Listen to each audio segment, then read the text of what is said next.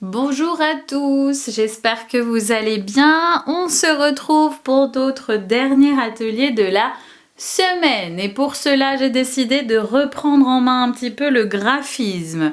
D'accord? Donc je vais vous envoyer effectivement cette image de l'oiseau qui est très bien parce qu'il va nous permettre de travailler plusieurs choses en même temps. Donc là, je ne sais pas si vous voyez bien à l'écran. Mais effectivement, j'ai réalisé un modèle de graphisme pour que vos enfants puissent suivre et réaliser la même chose en le complétant. D'accord?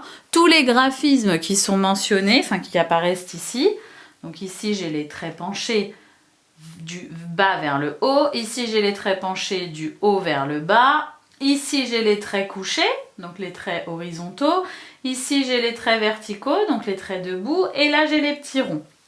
Donc votre enfant va devoir réaliser, compléter le graphisme. Donc là, dans un premier temps, comme je vais vous envoyer l'oiseau brut, je vais vous demander à vous, chers parents, de pouvoir faire le graphisme tel que je l'ai présenté sur la feuille.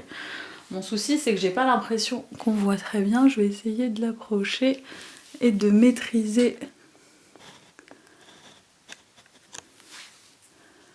Voilà, là j'espère que vous voyez un peu mieux. Donc effectivement, il y a du graphisme à reproduire. Une fois que vous avez pu reproduire le modèle, vous allez demander à votre enfant de compléter. Donc, pour cela, votre enfant va avoir besoin de crayons de couleur parce que je trouve que les crayons de couleur, c'est mieux que le feutre, hein, parce que ça peut trouer les feuilles. Mais encore une fois, vos crayons de couleur, pas comme les miens, doivent être taillés. D'accord? Plus ils sont taillés, mieux ce sera facile pour lui.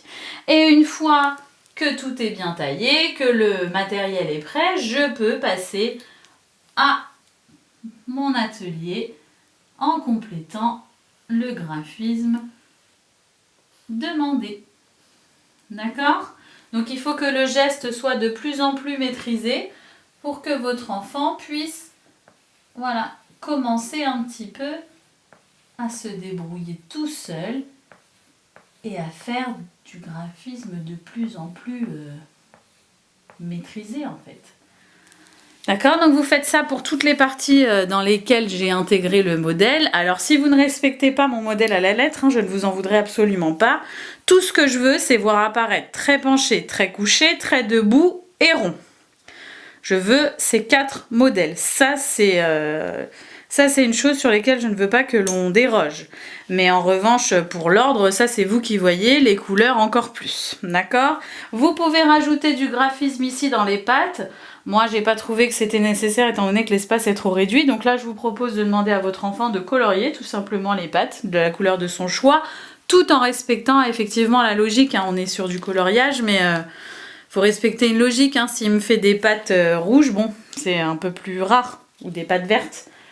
On reste vraiment sur les couleurs communes. Et en ce qui concerne ici, voilà, cette partie de l'aile, pareil, vous pouvez proposer un autre graphisme que vous avez pu déjà voir votre enfant faire, ou alors qui reproduise un des graphismes que je vous ai mentionné ici en modèle. Donc voilà, donc je compte sur vous déjà pour bien faire le modèle, histoire que votre enfant puisse bien suivre ensuite.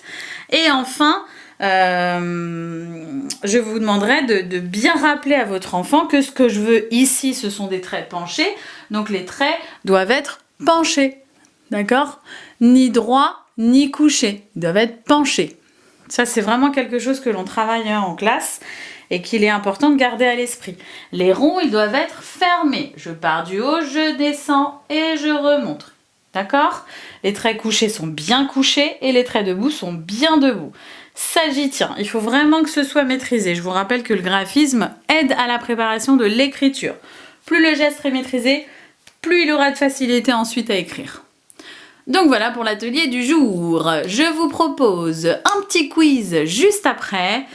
Et je vous rappelle qu'étant donné que la fête des mères a lieu dimanche, j'espère vraiment que vous avez pu réaliser le cadeau de la fête des mères et qu'en plus, les loulous, vous avez pu apprendre votre poème. Car dimanche, c'est le jour J et il faudra bien réciter son poème à sa maman et lui offrir ce beau cadeau. d'accord? Je compte sur vous, je vous souhaite un très bon week-end et je vous dis à lundi.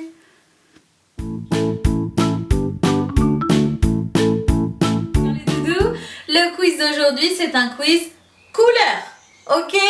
Attention, est-ce que vous êtes prêts mes petits chats? Vous vous concentrez, je vais vous mettre à l'écran des couleurs et vous devez me dire de quelle couleur il s'agit. Vous êtes prêts? 3, 2, 1, attention, quelle est cette couleur? Oui, bravo, c'est le vert. On continue. Attention, quelle est cette couleur? Oui, c'est le rouge. Attention, j'en fais une plus dure. Vous êtes prêts? Quelle est cette couleur? Oui, on ne confond plus, d'accord? C'est le violet. Ce n'est pas du marron, ce n'est pas du noir, c'est du violet. D'accord? On continue. Attention, quelle est cette couleur? Oui, ça c'est bien, c'est le marron. On continue. Quelle est cette couleur? Facile, oui, c'est le rose. Allez, encore. Quelle est cette couleur? Oui, facile, c'est le noir, d'accord? On continue. Quelle est cette couleur? Très bien, orange. On continue. Quelle est cette couleur? Oui, c'est le blanc. Un peu plus dur. Attention, quelle est cette couleur? Oui, c'est le gris, d'accord? Si vous n'arrivez plus à la nommer, essayez de penser à la couleur de la souris. On dit gris souris.